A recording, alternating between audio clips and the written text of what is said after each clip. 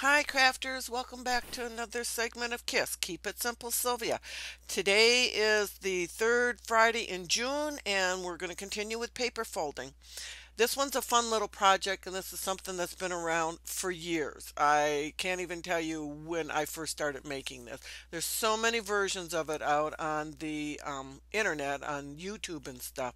But this is how I first learned it because it's basically an origami technique.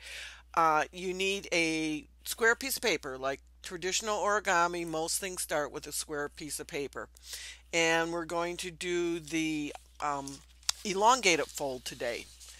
Instead of the diagonal one, they're just going to fold this paper in half, crease my edges real good. Then I'm going to take the top part and fold it back down onto itself, meeting up with the edge here and making sure that all of the corners and edges meet. Once again, crease it real good. Turn it over and do the exact same thing to the other side. And you can see I'm using designer paper again, double-sided, because once again this is a project that shows on both sides. Most origami does. You can buy special origami papers that are traditionally a little thin, almost like a rice paper type thing.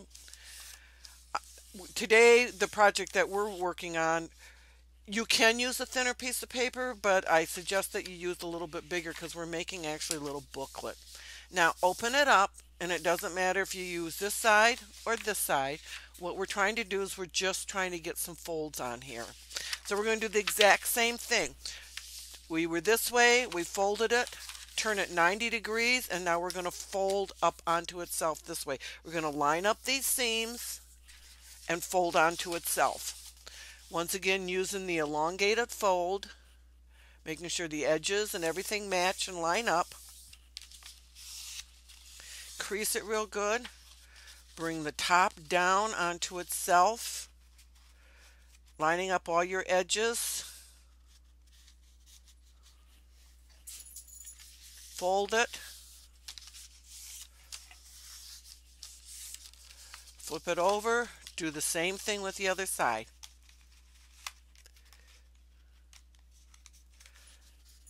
Fold it and crease it down real good. Okay, now what we've done is we've made a series of folds on here that have resulted in 3-inch squares. 12 by 12 piece of paper, folded 4 times, 4 divided into 12 gives us 3-inch squares. Now what we're going to do is we're just going to start making some cuts.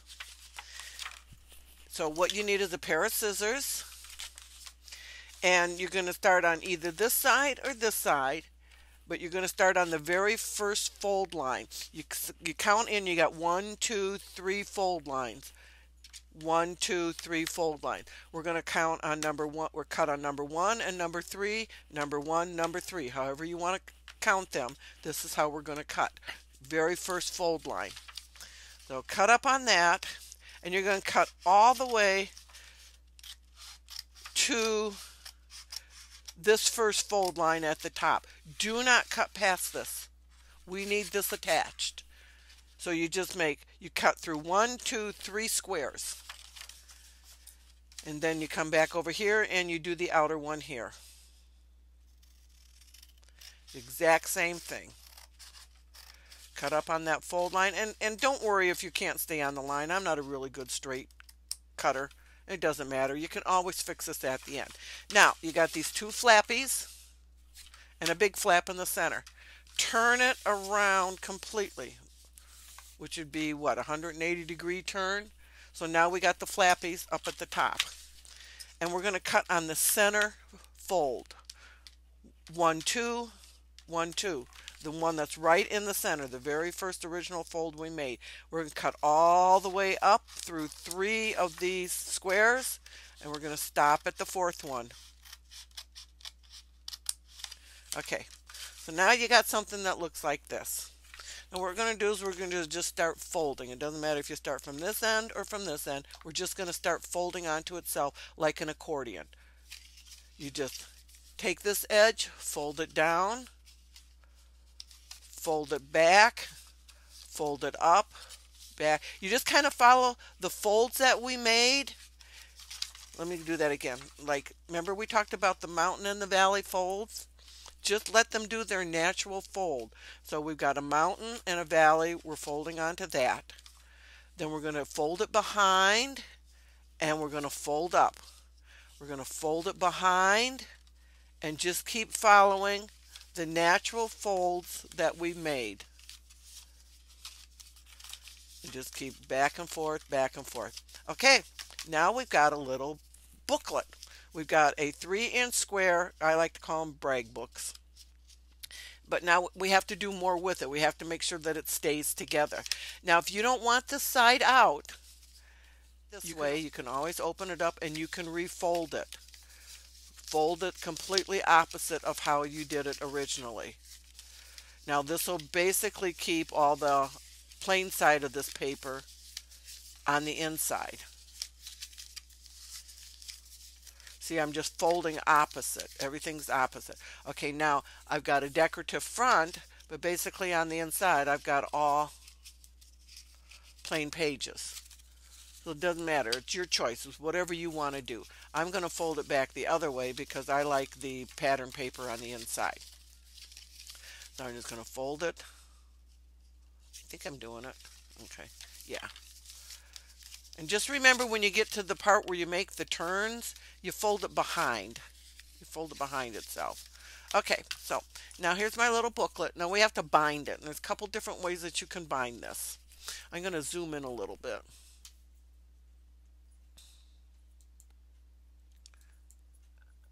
Okay, a couple different ways you can bind it. You can use glue. You can use tape runner. You can use rubber cement, or you can actually use baker's twine. You can glue this whole flap down, and then you have a booklet that's like this. It just opens up like this with a plain front. Or what I like to do is I like to bend it back onto itself, crease it where it meets the back side, open it back, see how I folded that back onto itself. Go all the way over to the back side. Now where it meets on the back, make sure it's kind of straight, and start giving yourself a little crease. Then open it up and you can actually see where that crease is, that little crease is. Now just fold it back onto itself and definitely give that crease a good folding and crease the edge real well. Okay, then gather your little book back up. And now we actually have it bound. Now on this side, you're going to see that we have a little gap here. You can always fill that in. You could put ribbon on it. You could fold it back so you just have just a little flap. However you want to address this. I actually kind of like it plain like that. Most of the time I just punch holes in this and just lace it with baker's twine or ribbon. And then I use that as the front of my little booklet here. Now we want to adhere this together. There's a couple different ways you can do this, okay? Put glue here for the binding, and then glue here, or you can put your tape runner. Tape runners work great, but they don't work real good on this little binding part right here, which is actually going to, bind all of these pages together here. So what I suggest is just using some kind of liquid glue. Rubber cement, Elmer's glue, whatever glue that you want to use. And just glue your pages together. And get a lot on that little binding area there. And make sure you get your edges down.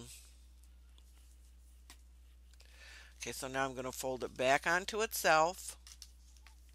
Pick it up and fold it. I'm going to make sure that these little edges right here get stuck into that glue. Line up my edges here and just kind of hold it till it's set.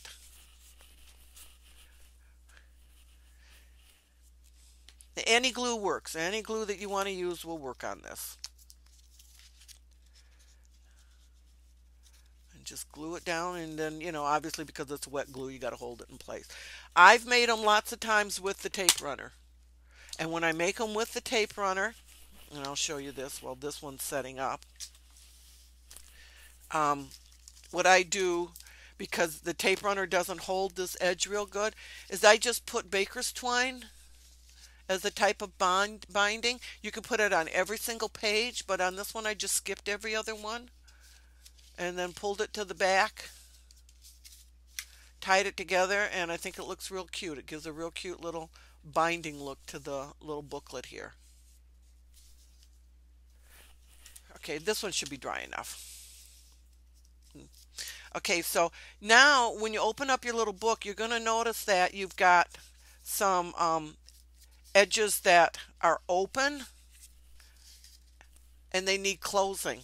You can glue all of these together so you just have a cute little booklet that opens, but I like to use them as tag openers. So I decide which way do I want it. I have to decide which way do I want my book. Okay, and I'm going to use this edge showing on my front side.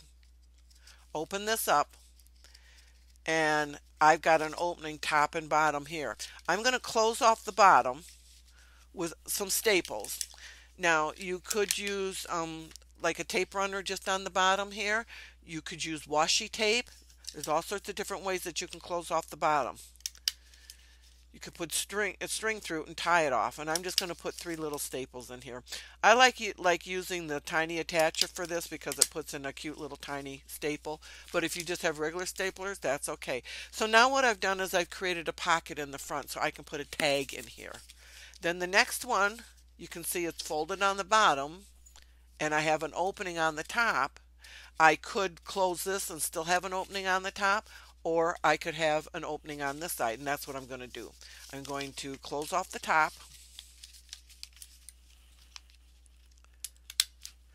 and now I've got myself a little pocket on this edge so I can put a tag in there or something that pulls out. Once again, I got top and bottom open. I'm going to close off the bottom. I could have just glued this together and just had a glued page together. Now I have the opposite of what the other one was, is closed on the top and open on the bottom, but I still have this opening on the side. I'm just going to close that bottom off. Okay, tiny attacher ran out, so I'm just going to use a regular stapler.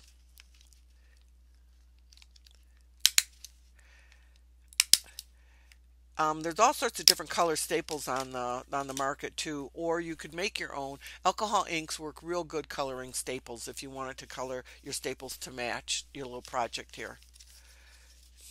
Okay, then I have the open page here. I'm just going to close off the bottom. Now, once you get these stapled, if you don't like the staple showing, you can always put washi tape over it. You could put ribbon over it, glue some ribbon over it to disguise it. However you want to decorate your little pages. I'm going to close off the top here.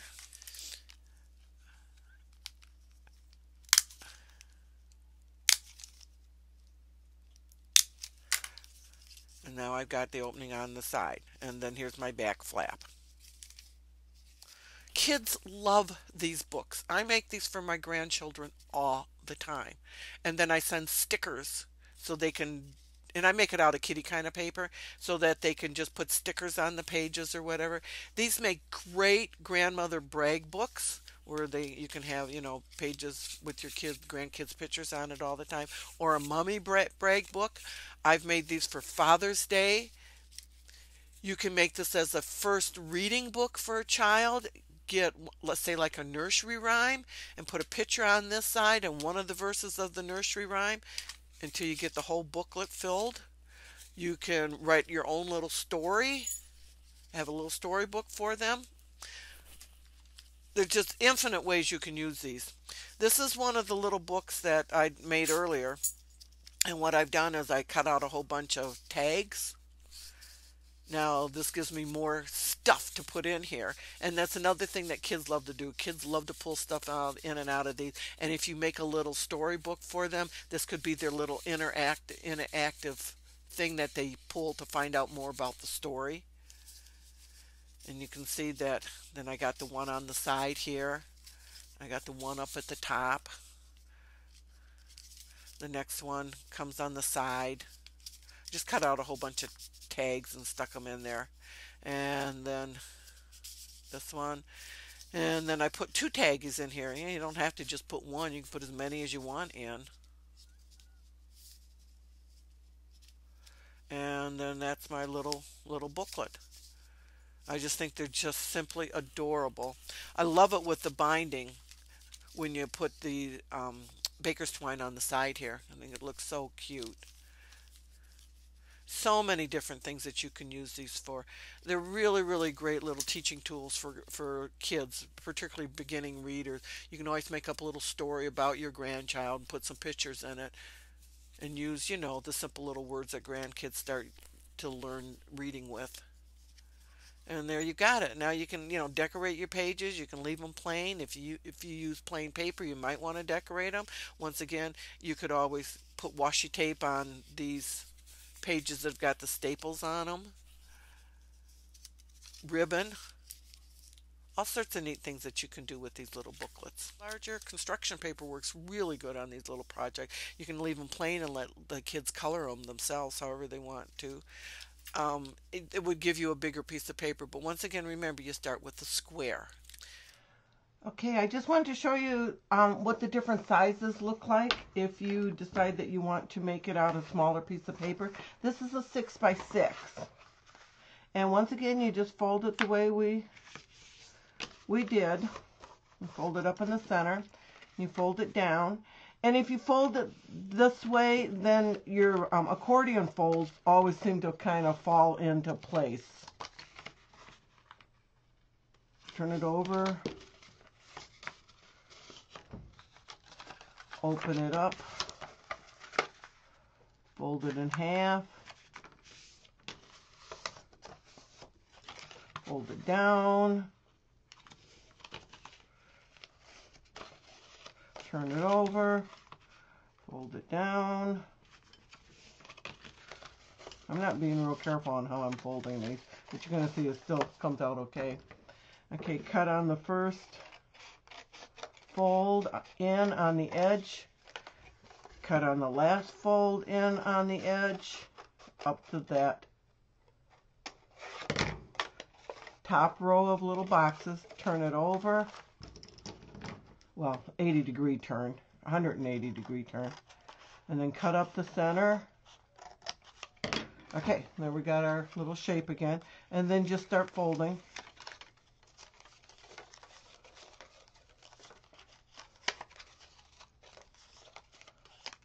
Okay, and here we've got this cute little booklet. And look how tiny that is.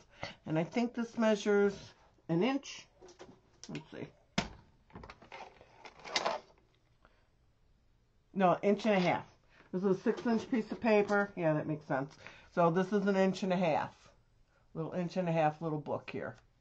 Look how tiny that is. Isn't that cute? This could be a little dolly book. And one of the things too that I wanted to remind you when you're putting these together, gluing all the pages together or just stapling so you can have pockets on them and stuff. When you come to the one that's open like this, you can always just fold one of them down and put a staple in it. And then that way you're showing some of the inside of the paper too. And you got a cute little pocket right here that you could put another tag in. And then on the one that, this one I don't have bound. I didn't put any glue on this one yet. And then the one like this that opens on the bottom, you could fold it up.